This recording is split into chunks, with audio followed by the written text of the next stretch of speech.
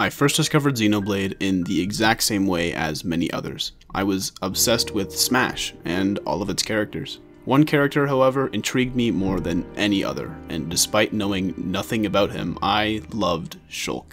I don't know if it was his lightsaber sword or the fact he could see the future. Something about him was so cool to me. This character I knew absolutely nothing about would then become my most played by far, and more importantly, he would introduce me to one of the deepest, most well thought out series I have ever played.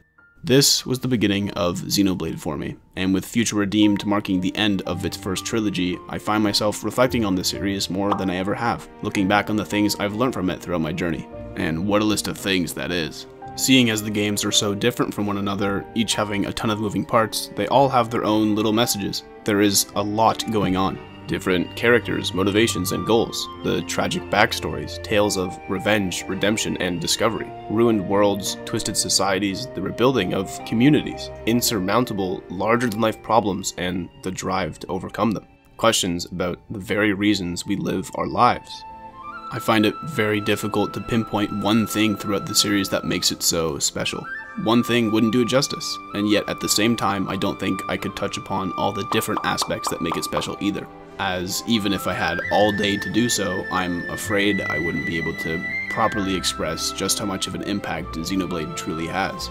Going into this final DLC story, we knew it would mark the end of the Klaus trilogy, wrapping up everything that started with the first game, which must have been a daunting task. With the story being over 12 years in the making, it needed a conclusion that would not only live up to the rest of the series, but more importantly, it needed to give players a sense of closure. Some way to tie up all of the game's themes. And although it was a little bittersweet to see it end, I don't think they could have made a better send-off to the trilogy. It is truly perfect. What blew me away wasn't necessarily the actual events of the story, but instead how it somehow perfectly summarized what all of the games stand for. All of its complex parts simplified into a message that I can only describe as comforting. It's something I still really struggle to put into words, but it's this one main idea that has stayed very relevant throughout all the games.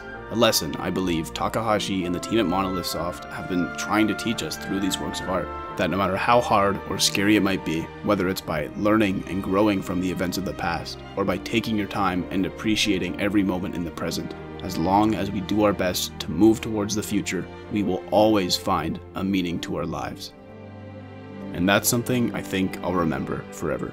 So, thanks, Monolith Soft, and thank you, Xenoblade Chronicles. Here's to the future. What's important isn't whether you can see the future or not. It's the will to make a choice, and the strength to seize your destiny. Forgiving isn't that easy, but that's just the world we live in.